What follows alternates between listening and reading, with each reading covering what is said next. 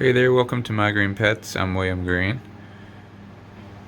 I'm playing with my camera color settings today, so hopefully even under the HD lights things don't look as orange as they typically do. I'm going to show you Mormodia Jumbo World. Check this thing out. Still got 4 leaves. Looks like it's going to drop this bottom one soon. But look what the spikes have become in just a very short time. I have counted about 40 flowers on 2 spikes.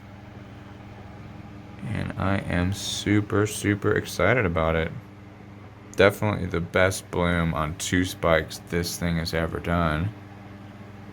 Right behind it, we've got Clowesia, Rebecca Northen. And Rebecca looks like she's going to be dropping another leaf soon, but she's a little bit ahead of the other plant, and I would not be surprised if those flowers, I mean, they look like they might start popping open in the next week or 2. I don't know, they're really kind of swelling up. They probably got a little while to go. So, yeah. It's good. I have been not doing great at dry season. It's really tempting for me to water even just a little sprinkle. And I think it's hard because some plants like my Bulbophyllums, they really need kind of daily watering.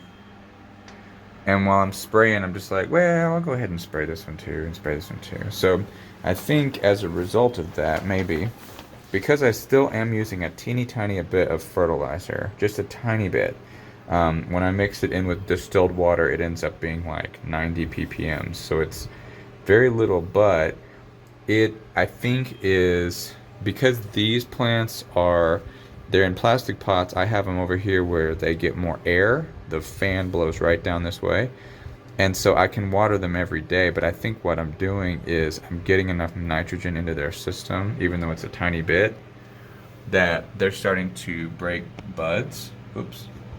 You can see down here, this one is breaking a new bud. And that's interesting to me because this plant was, it bloomed last summer. So I'm not sure. I think it's way too early for that to be a blooming growth. So I think it'll put that growth up, and then the thing is, it might not be able to handle another blooming growth in the summer. But we'll see. Who knows? Really proud of Cattleya maxima, the way that these 2 new growths have come up. There's been several new ones, but these 2 are kind of the big mamas, and they've got sheaths showing, and just really impressed with how nice and big they are, and just great. So last year these completed their growths in the winter, and then they didn't bloom until late summer, so we'll see what happens this year. Cycnodes Wine Delight, definitely not going to bloom this year. I did put some chunky bark in the top there, and I tore off what was left of the old bulb, so now it's just this year's bulb, and it's taking its time, but a little bit yellowing on one leaf there, but just gonna leave him be. Several of my Cattleyas are actually putting out new growth. This is a Trianni clone, and it's got a nice new growth pushing out here. Very pretty.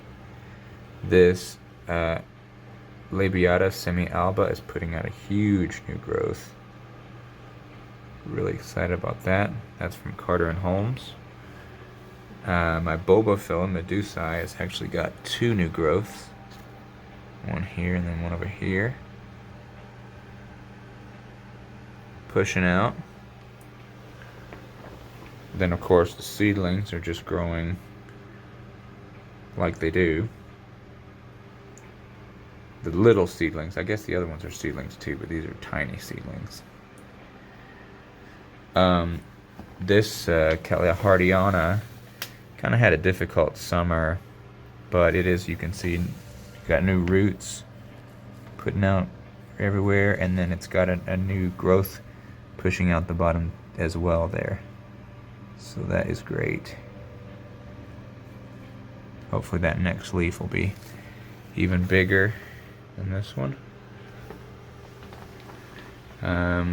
This Cattleya rex seedling got something interesting going on. You can see, you know, this is kind of how they grow it when they're really little. They look like a little phalaenopsis almost. But you can see this one has got its first, looks like sympodial growth. So you can see this little leaf here underneath. It looks like it's pushing straight up, and it looks like it's only one leaf. So that's interesting. That looks like it's going into that sympodial growth habit, and we can expect, I would guess, that this new little leaf is going to come up and have its own pseudobulb and be nice.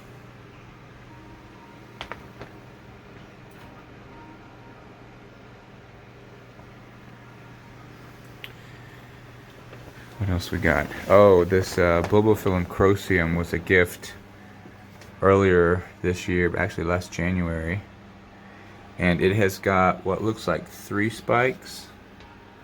There's one right here, and then there's a couple more in there. I'm not gonna, but they're tiny little things. But if that plant blooms, I'm gonna be so happy because it's cool. It's like an orange, yellow-orange Bulbophyllum medusae, but a smaller one.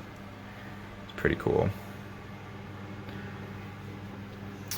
And then this Cattleya gaskeliana, it's rooting pretty nicely, and it's got a new growth pushing up as well. So that's good. It also had a rough start this year. I bought it from Carter and Holmes and then immediately tore off most of the roots when I unpotted it.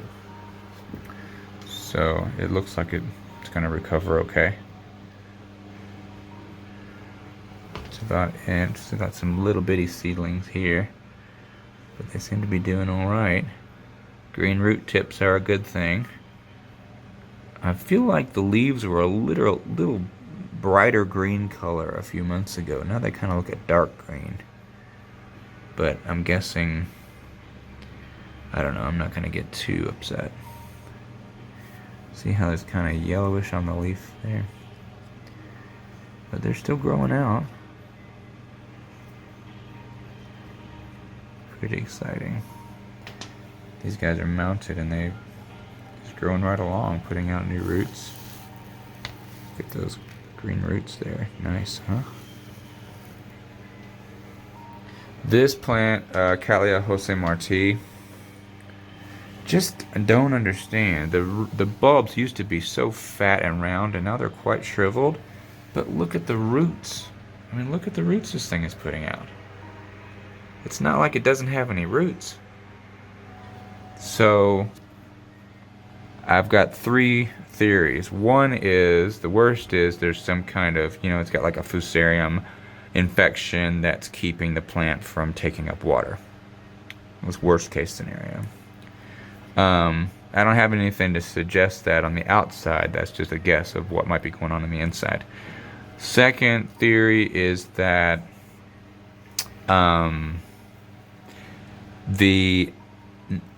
because the plant is growing so aggressively, like it's just now completing 4 growths and putting out tons of roots, that the plant, for some reason, it's like, because it's a hybrid, it can't keep up with its own growth. So it's like not able to, all the water that it's taking up, it's putting into those new growths, and the old growths are just kind of getting wrinkly. And there was a third one, and I had forgotten it. Just had them in mind.